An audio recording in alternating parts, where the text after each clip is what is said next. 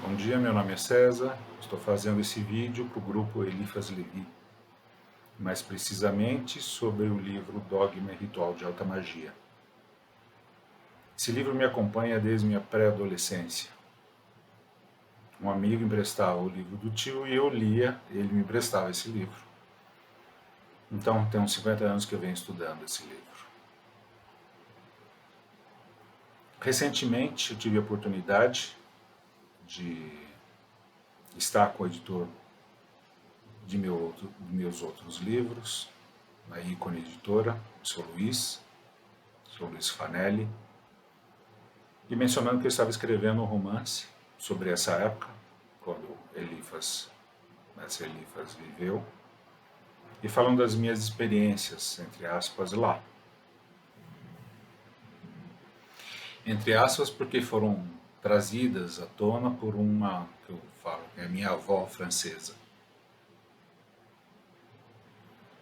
sobre essa energia que eu captei, personalizada na minha avó francesa.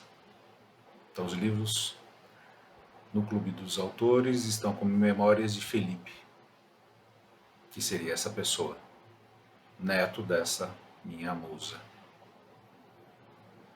Num certo ponto, eu falei que eu estava lendo os livros de novo, principalmente o Dogma, em francês. E ele me perguntou se eu queria traduzir. Eu falei que não tinha porquê, né? Eu já tinha duas versões. Tem a do começo do século XX, pela Pensamento, e tinha da Madras, recentemente lançado. Hoje já tem mais versões, né? Mais duas, eu acho.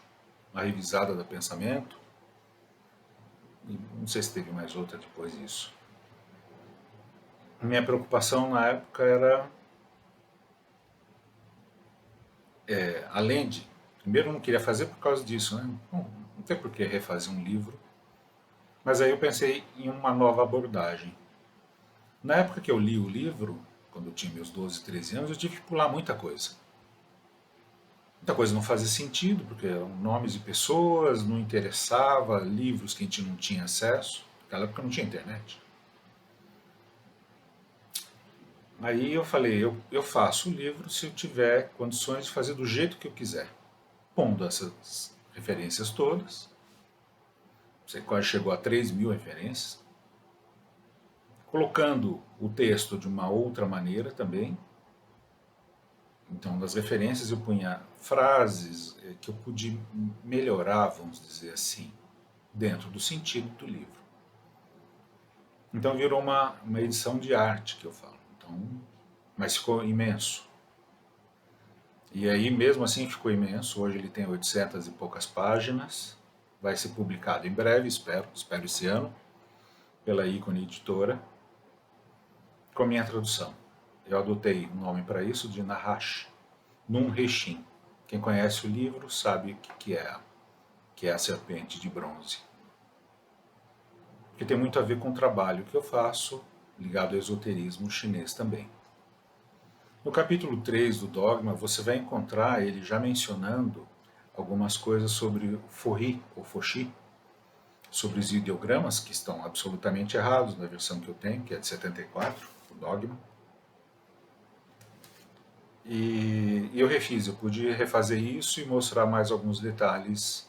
Ele também menciona centros de atração que a gente no esoterismo chinês tem acesso a isso e a gente trabalha e estuda isso.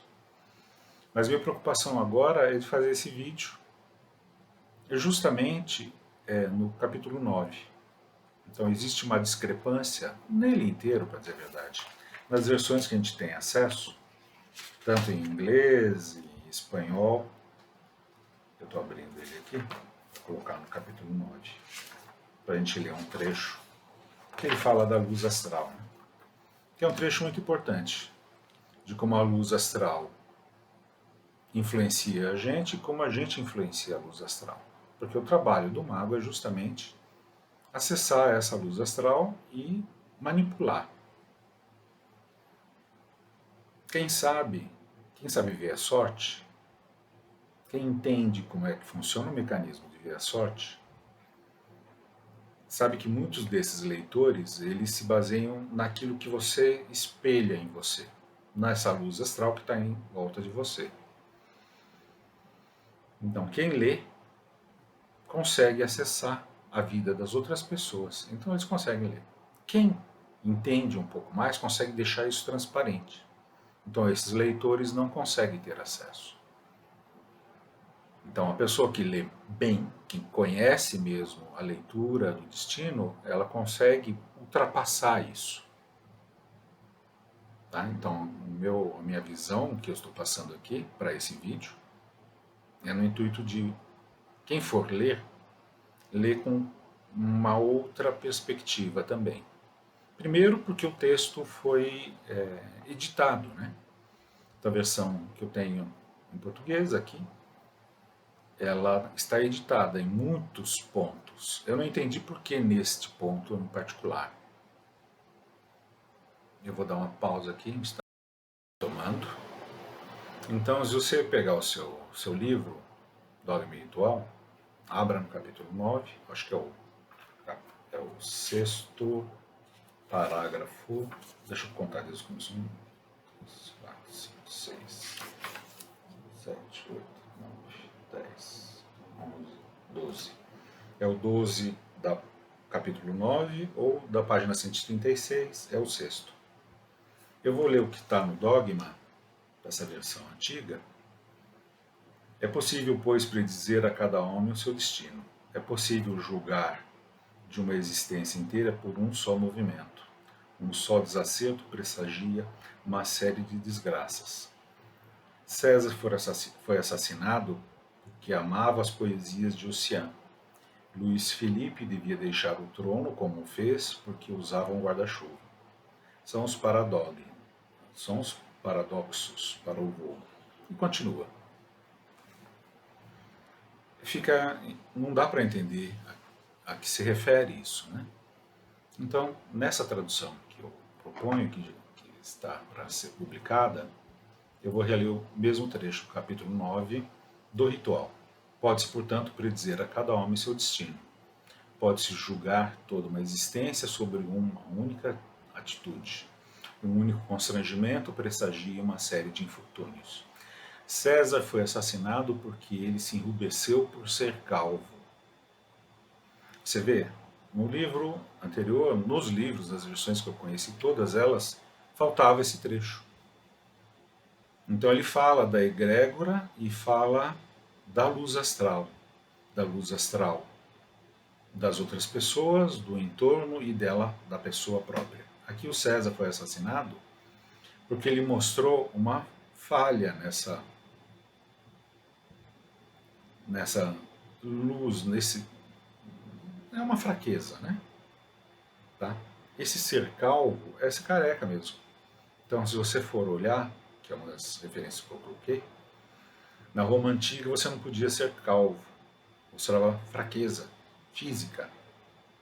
Então ele escondia isso com coroa de louros. Então ele sempre estava de coroa de louros.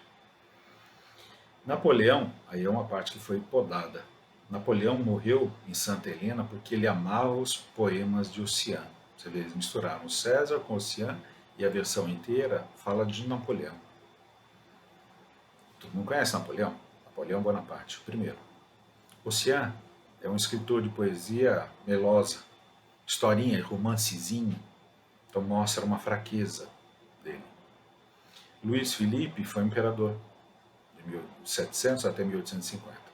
Ele foi apeado do poder pelos franceses, porque ele usava guarda-chuva. Não quer dizer nada, né, pra gente. Então, o guarda-chuva é uma referência aos ingleses, tanto que ele foi morar lá depois que ele foi exilado.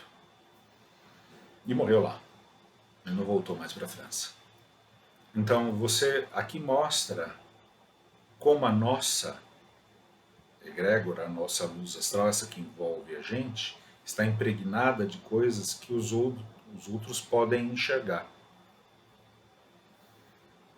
Essas falhas que existem nessa luz astral podem ser, eu falei, deixadas transparentes, então a pessoa não consegue acessar. Isso é muito interessante para a pessoa que luta. E ele fala no capítulo 9 do velho que carrega a lâmpada, um cajado e aquele manto, tá, para se esconder das outras pessoas. Ele procura, ele vê com a luz, que ele tem acesso à luz astral, né, que tem três vertentes, e ele tem o cajado também. O cajado também é o cajado de Moisés, é o Reshim, né, que eu falo, que é o nome que eu adotei, que é o serpente de bronze. Então você tem toda uma configuração de energia para ser trabalhado. Nos livros meus de esoterismo chinês, eu trato dos centros de energia do corpo. Numa determinada parte, vocês podem ler aquele centro do epigastro, no cérebro, no baixo ventre, centros de atração da luz e de emissão da luz também. Então são coisas que se juntam, por isso que eu adotei o nome do Nahashi, né, que é a serpente, que é o cajado do Moisés. E quem tiver curiosidade, leia no próprio dogma que você vai encontrar isso. Se eu não lembro, acho que não está rodado. O livro inteiro do dogma, ele tem modos de agir sobre a luz astral. Então ele mostra magia negra e magia branca sendo como você pode acabar com uma magia negra, né? Daquelas que ele menciona. Muitas vezes não dá para enxergar isso porque o livro fica muito para o lado. Porque ele foi editado de várias maneiras. Editado e foi censurado, no meu entender. Tá? A versão é muito antiga, né? Tem cento e tantos anos, acho que 100 anos por aí. O livro original tem 150, 160, mas o original em francês não tem nada pro lado. Então é interessante olhar isso. Leiam de novo, prestem atenção e veja se muda alguma coisa, esse entendimento, né, no livro disso tudo. Qualquer coisa é só mandar um oi aí pelo grupo. Falou? Tchau, tchau, abraço.